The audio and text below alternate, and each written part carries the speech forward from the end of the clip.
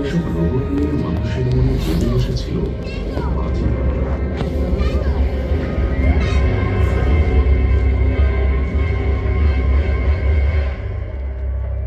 মানব নির্মিত প্রথম ভূ-উপগ্রহ স্পুটনিক 1 1957 সালে এটি উৎক্ষেপণ করা হয়। মানুষের বৈজ্ঞানিক কৌতূহলের আদর্শ উদাহরণ এটি। বর্তমানে প্রায় 4000-এর বেশি এরকম বৈদ্যুতিক রোবট ঘুরছে পৃথিবীকে ঘিরে। আমাদের জীবন অথচ আমরা এমনি করতে গেলে ভাবিই না।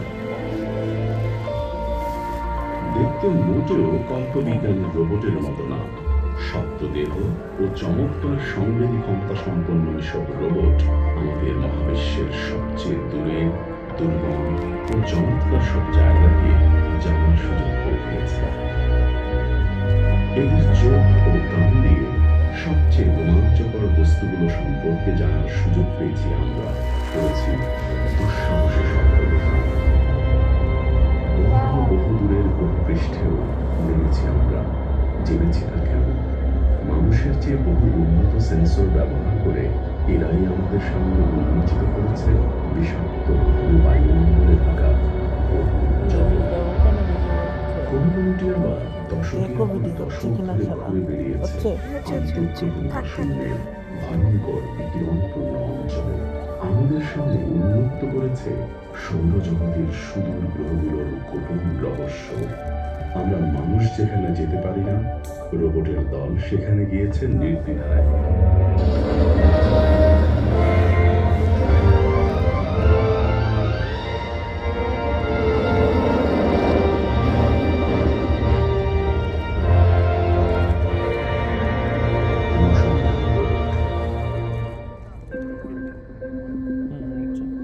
সত্তরের দশকের শেষ দিকে সৌরজগতের বাইরের দিকের গ্রহগুলো দারুণ এক বিন্যাসে সজ্জিত ছিল।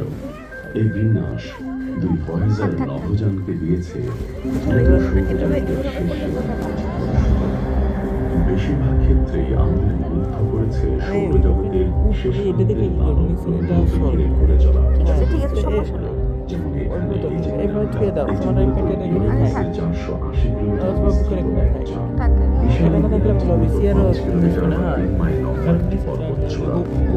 ভূখণ্ড যখন মিরান্দার পৃষ্ঠ থেকে মাথা তুলেছে ছোট এই জগতের জন্য এই দেয়ালটি বিশাল। পৃথিবীর তুলনায় হিসেব করলে এই পর্বতচূড়াটি 470 কিলোমিটার লম্বা।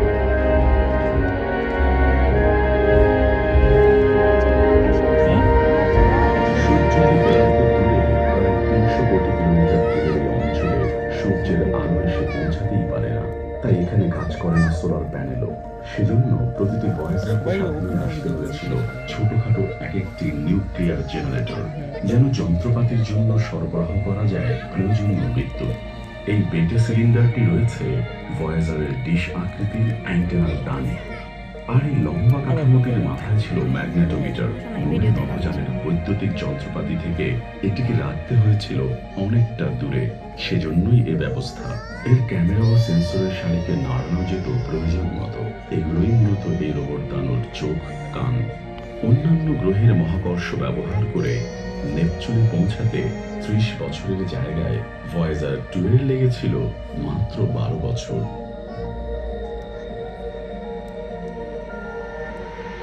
1989 সালের আগস্টে সূর্য থেকে 450 কোটি কিলোমিটার দূরে সৌরজগতের সবচেয়ে বাইরের গ্রহ নেপচুনের পৃষ্ঠের একদম উপর দিয়ে ঘুরে যায় আর জায়গা করে নেয় রেকর্ড বইয়ে। এটি ঘুরেছে 4টি গ্রহ, যার 2টিতে আগে কোনো নভোযান যায়নি। অভিযান চালিয়েছে 48টি উপগ্রহে। আরো অন্তত 150 বছর লাগবে সবগুলো গ্রহে আমাদের জন্য এত চমৎকার ও সুবিধাজনক বিন্যাসে পৌঁছাতে।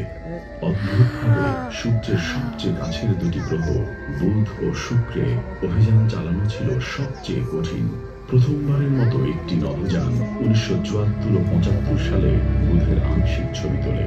পরের কোনো রোবট যান এই গ্রহে পৌঁছাতে লেগে যায় আরো প্রায় 33 বছর।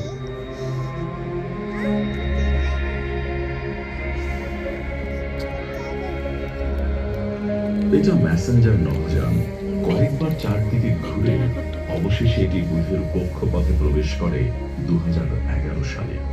আশ্চর্যজনক বিষয় হলো এই ছোট লৌহ কেন্দ্র বিশিষ্ট গ্রহটির পৃষ্ঠতলের উপাদান পৃথিবী, চাঁদ ও মঙ্গল থেকে অনেকটা ভিন্ন।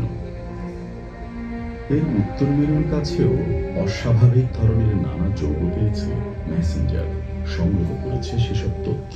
কিছু গবেষকের ধারণা এগুলো জমাট পানি দিয়ে তৈরি বরফ, তবে এখনো এই ধারণার পক্ষে যথেষ্ট প্রমাণ নেই। শুক্র গ্রহে কোনো ধরনের বরফ খুঁজে পাওয়া প্রায় অসম্ভব, কারণ এর পৃষ্ঠতলের তাপমাত্রা সীসাকেও গড়িয়ে ফেলতে পারে। শুধু রাশিয়ার বানানো ট্যাঙ্কের মতো কয়েকটি ভেনেরা নভোযান টিকতে ও যথাযথভাবে নামতে পেরেছে শুক্র পৃষ্ঠে। ওগুলোর ছবি আমাদের এই আগ্নেয় পাথুরে পৃষ্ঠে বিস্তারিত ছবি বানাতে সাহায্য করে। এই পৃষ্ঠ রয়েছে পৃথিবী থেকে 90 গুণ ঘন কার্বন ডাই অক্সাইডের বায়ুমণ্ডলের নিচে। যে কোনো অরক্ষিত মানুষ এখানে বিষক্রিয়ায় আক্রান্ত তো হবেই, সাথে ভাজা ভাজা হয়ে যাবে, গলে যাবে কাদামাটির মতো। বলতেই হয় অভ্যর্থনা হিসেবে এটা খুব সুখকর কিছু না। এই গ্রহটির পৃষ্ঠের ব্যাপারে আমরা জেনেছি বিভিন্ন নভোযানের চোখ অর্থাৎ রাডারের মাধ্যমে। এর মধ্যে ম্যাগেলান নভোযানও আছে, যেটা বানানো হয়েছে ভয়েজার, গ্যালিলিও এবং ম্যারিনার 9 অভিযানে বেঁচে যাওয়া বিভিন্ন যন্ত্রাংশ দিয়ে। এটাকে বলা যায় শুক্র পৃষ্ঠের নিখুঁত বৈজ্ঞানিক ছবি। মূলত আগ্নেয়গিরির তীব্র বিকিরণ গ্রহটির পৃষ্ঠ নিয়ন্ত্রণ করে, বদলে দেয় প্রতি মুহূর্তে। আকারে শুক্র প্রায় পৃথিবীর মতোই, তবে এর ঘন কার্বন ডাই অক্সাইডের বায়ুমণ্ডল, সালফিউরিক অ্যাসিডের মেঘ ও চূড়ার মতো তাপমাত্রা আমাদের বলে ভবিষ্যতে পৃথিবীর সবচেয়ে কাছের এই প্রতিবেশী গ্রহে মানুষ বা রোবটের পা পড়লেও পড়বে সবার শেষে। পৃথিবীর বাইরে একমাত্র চাঁদে কেবল মানুষ ও রোবট উভয়েরই পা পড়েছে। তবে 1970-এর পর জন্ম নেওয়া বেশিরভাগ মানুষের কাছে চন্দ্র অভিযান শুধু অতীতের এক ঐতিহাসিক ঘটনা। তবে সাম্প্রতিক গবেষণা বলছে চাঁদের মেরু দুটোয় সম্ভবত প্রচুর পরিমাণ জমাট পানি থেকে সৃষ্ট বরফ আছে। তাই চাঁদে ভবিষ্যৎ অভিযান, এমনকি এই বিষয়ক শিল্প পর্যন্ত গড়ে ওঠার রয়েছে ব্যাপক সম্ভাবনা। চাঁদ একসময় ছিল শুধু যুক্তরাষ্ট্র ও রাশিয়ার এলাকা, তবে ইতিমধ্যে ইউরোপের রোবট নভোযানও সফলভাবে চাঁদে নেমেছে। আর শেষ কয়েক বছরে তো এশিয়ার বড় 3 প্রযুক্তি পরাশক্তি জাপান, ভারত এবং চীনও নভোযান পাঠিয়েছে চাঁদে। তবে প্রথম বেসরকারি চন্দ্র রোবটের জন্য ঘোষিত $3 কোটি অর্থমূল্যের এক্স পুরস্কার নিশ্চিত করছে শিগগিরই মানুষ আবার চাঁদে ফিরবে। চীনারাও আগামী দশকে চাঁদে মানুষ পাঠাতে আগ্রহী। যুক্তরাষ্ট্র চাঁদে ফের মানুষ পাঠানোর পরিকল্পনা বাতিল করেছে। এর বদলে নাসা চাচ্ছে কোনো গ্রহাণুতে মানুষ পাঠাতে।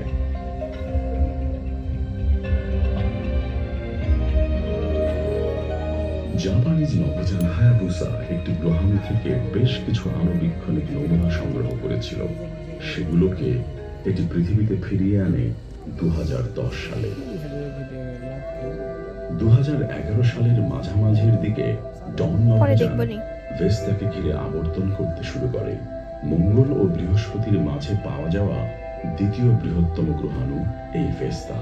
এটির সংগৃহীত তথ্য থেকে জানা গেছে প্রায় 400 কোটি বছর আগে জন্মের পর থেকে এটি বলতে গেলে একই রকম আছে। তবে এর বৈচিত্র্যময় বৈশিষ্ট্য আমাদের বলে ছোট্ট এই জগতের সঙ্গে বড় গ্রহগুলোর রয়েছে অনেক মিল। আর এখন ডন নভোযান ছুটছে বৃহত্তম গ্রহাণু সিরাসের দিকে। ভবিষ্যতে কখনো হয়তো এসব গ্রহাণুতে মাইনিং বা খনন হতে পারে পৃথিবীতে বিভিন্ন খনিজ প্রাবল্যের উৎস। হিসাব করে দেখা গেছে কয়েক কিলোমিটার বিস্তৃত সাধারণ যে কোনো গ্রহাণুর বাণিজ্যিক মূল্য হতে পারে $80 ট্রিলিয়ন।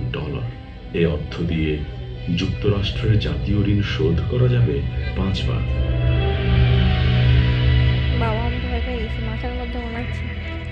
কাছাকাছি হলেও ধূমকেতু বেশিরভাগ গ্রহাণুর চেয়ে আলাদা। এগুলো আরো বেশি অস্থিতিশীল। সূর্যের তাপে উষ্ণ হতে হতে এরা বিপুল পরিমাণ গ্যাস ও ধুলো ছাড়তে থাকে। আমাদের সবচেয়ে পরিচিত ধূমকেতু হ্যালি, এর তুলনামূলক ছোট কক্ষপথ এটিকে প্রতি ৭৬ বছরে একবার সূর্যের কাছে নিয়ে আসে।